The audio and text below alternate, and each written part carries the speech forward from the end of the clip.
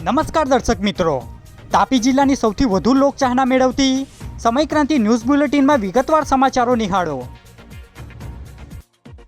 વ્યારા શહેરના ફડકે નિવાસ વિસ્તારમાં થયેલી ઘરફોડ ચોરી પ્રકરણમાં શકમંદ આરોપીઓ સીસીટીવીમાં કેદ થયા।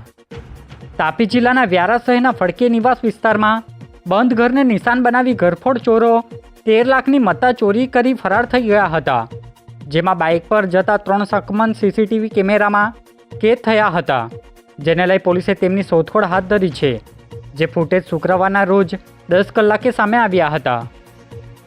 સોંગઢ તાલુકાના ખેરવાડાથી લીંબી જતા રસ્તા પર કપચી પાથરી દઈ કામ નહીં ચાલુ કરાતા આંદોલન કરાયું।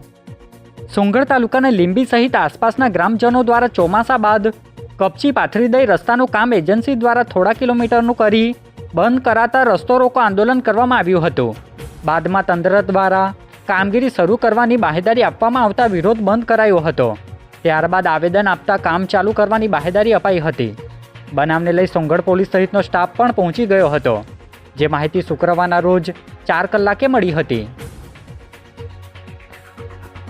વ્યારા તાલુકાના અયોધ્યા નગરીમાં રહેતા તબીબ ઓનલાઈન ટ્રેડિંગનો ભોગ બન્યા, જેમની સાથે 24,52,000ની છેતરપિંડી થઈ। વ્યારા તાલુકાના મુસા નજીક અયોધ્યા નગરીમાં રહેતા અને તબીબના વ્યવસાય સાથે સંકળાયેલા દીક્ષિત શાહ ફેસબુકના માધ્યમથી લિંક ખોલી ઓનલાઈન ડીમેટ ખાતું ખોલાવી છેતરપિંડીનો ભોગ બન્યા છે। તેઓ સાથે અલગ અલગ પ્રકારે 24,52,000ની છેતરપિંડી થતાં 8થી વધુ વ્યક્તિઓ વિરુદ્ધ ફરિયાદ આપતા પોલીસે કાર્યવાહી હાથ ધરી છે, જે માહિતી શુક્રવારના રોજ 5 કલાકે મળી હતી। સોંગઢ નગરના વોર્ડ નંબર 2 ખાતેના કાર્યાલયથી ધારાસભ્યના હસ્તે નગર યુથ કોંગ્રેસ પ્રમુખ સહિતના કાર્યકરો ભાજપમાં જોડાયા। તાપી જિલ્લાના સોંગઢ નગરના વોર્ડ નંબર 2 ખાતે આવેલ કાર્યાલય ખાતે ધારાસભ્ય ડૉક્ટર જયરામ ગામિતના હસ્તે ભાજપનો ખેસ નગર યુથ કોંગ્રેસ પ્રમુખ તેમજ મહામંત્રી સહિતના કેટલાક કાર્યકરો ભાજપમાં જોડાયા હતા, જેમાં નગર આગેવાનો હાજર રહ્યા હતા, જે માહિતી શુક્રવારના રોજ 11 કલાકે મળી હતી। નિઝર પોલીસે સરવાડા ગામેથી જુગાર રમાડતા એક વ્યક્તિને ઝડપી લીધો। નિઝર પોલીસ ટીમના માણસોને મળેલી બાતમીના આધારે સરવાડા બસ સ્ટેન્ડ નજીક એક વ્યક્તિ ગેરકાયદેસર રીતે મુંબઈથી નીકળતા વરલી મટકાનો જુગાર રમાડતો હોય, જેના આધારે પોલીસે જંગલભાઈ ઠાકરે નાઓને ઝડપી લીધા છે, જેની સામે પોલીસે જુગારધારાની કલમ હેઠળ ગુનો દાખલ કરી કાર્યવાહી હાથ ધરી છે, જે બાબતની માહિતી શુક્રવારના રોજ 6 કલાકે પ્રાપ્ત થઈ હતી।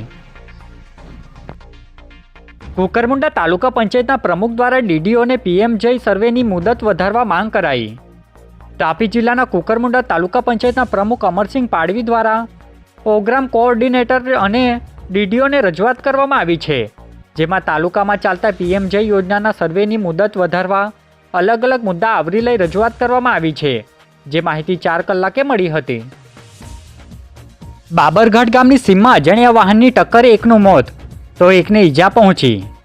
ઉચ્છલ તાલુકાના બાબરઘાટ ગામની સીમમાંથી પસાર થતા રસ્તા પર કોઈક અજાણ્યા વાહનની ટક્કરે બાઇક સવાર રોહિતભાઈનું ઘટના સ્થળે મોત નીપજ્યું છે, જ્યારે અન્ય રાધુભાઈ ગામિતને ઈજાઓ પહોંચી હતી।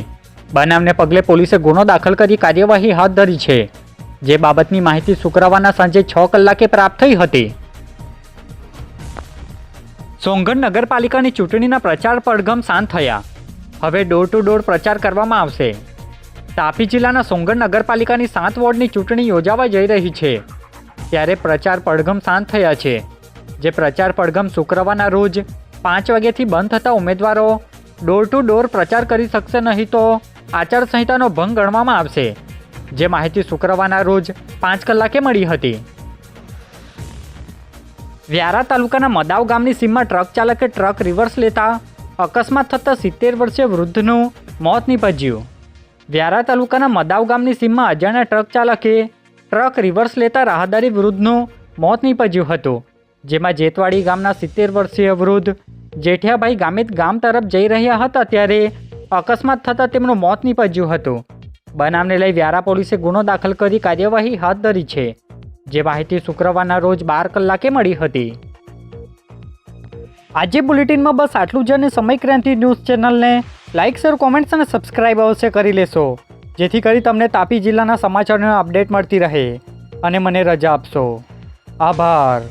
જય હિન્દ, જય ભારત।